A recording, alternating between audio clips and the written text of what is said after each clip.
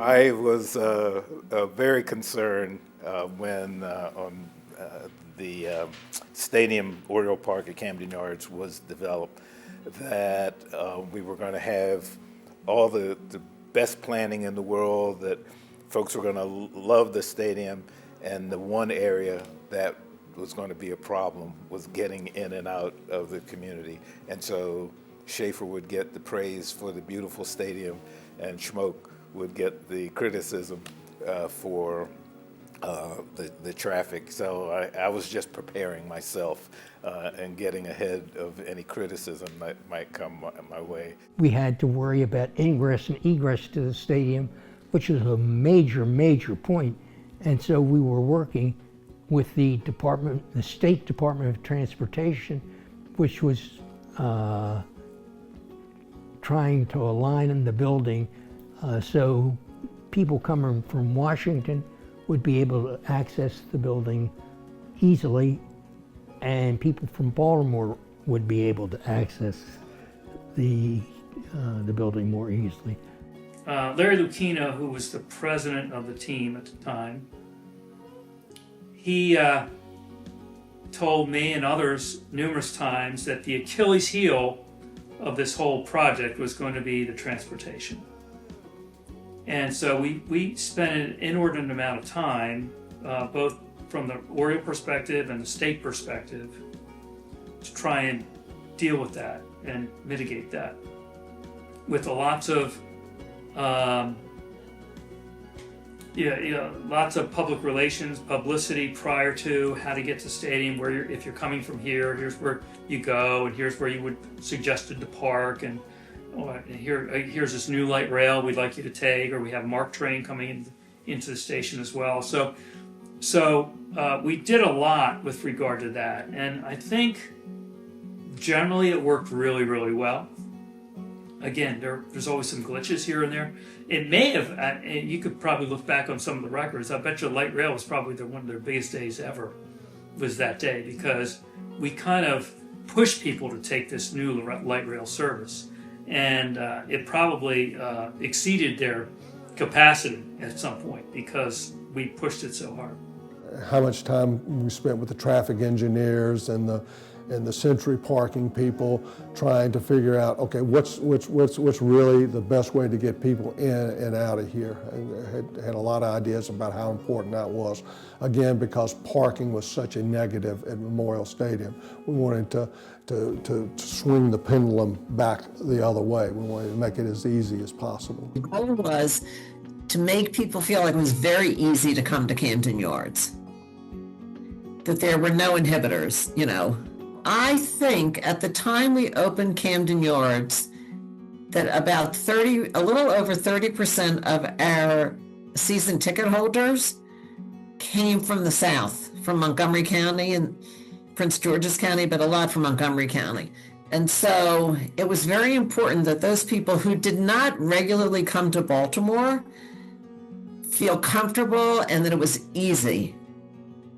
And then we needed everybody from the North to feel it was easy. So, we cared a great deal about people's impressions of the experience.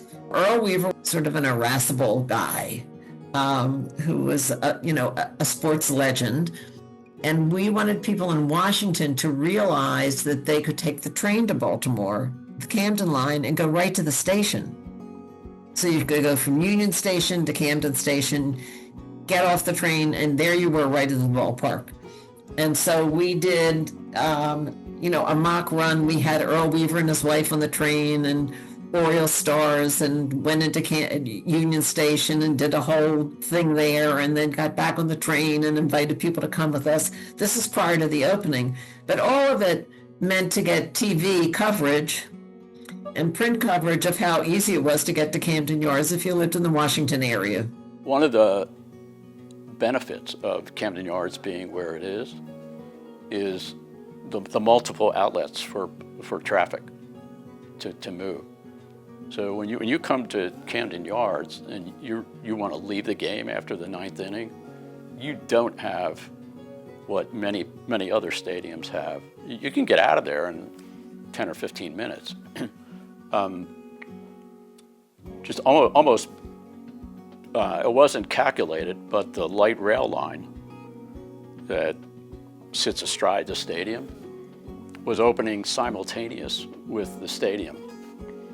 And there was an exhibition game played, the first exhibition game played at Camden Yards a couple days before opening day. We had no idea exactly how that was all going to work, with the light rail working, traffic streaming onto 95 and the Baltimore-Washington Parkway and then filtering out into the city streets. And miraculously, it worked even better than expected. So all that, I think, contributed. The stadium in the early stages was drawing 3 million people a year. So that was a boon to the downtown. There was excitement. It was beyond a regional draw. I mean, in fact, even today, people visit Camden Yards just to visit Camden Yards. I said, oh my God, it's going to be awful. Everybody got out smoothly and efficiently. The system worked beautifully. All the cars were out in record time, in rush hour. And it was really amazing. It was shocking how well it worked. And I give credit. We got somebody from the Department of Transportation named David Chapin, and they loaned him to us to help us with all that transportation ingress and egress issues that we were going to deal with. And he was very smart and very talented, and everybody listened to him because he was good, and it really worked. The whole symbol of the public relations campaign was a little moniker that TRB developed: root, root, root. R-O-U-T-E, root for the home team. And then it laid out all these different options, and it worked. There was also sort of like a control center in the stadium, actually in the ballpark itself, special room. And around that room were people from the city, people from the state, people from the transit agency, people from the police, people from the state police. And they were all sitting there all in one room watching monitors and cameras and could instantly respond to traffic delays or traffic congestion. And I think it was like an orchestra of a symphony. It was actually music to have all this traffic arriving downtown. I thought happily and peacefully. It wasn't a problem, the traffic. I mean, I don't know whether it's because Russell Street has, 3 lanes each way and people were going. It seemed to empty out pretty well where there wasn't, we were able to get into the neighborhood without trouble.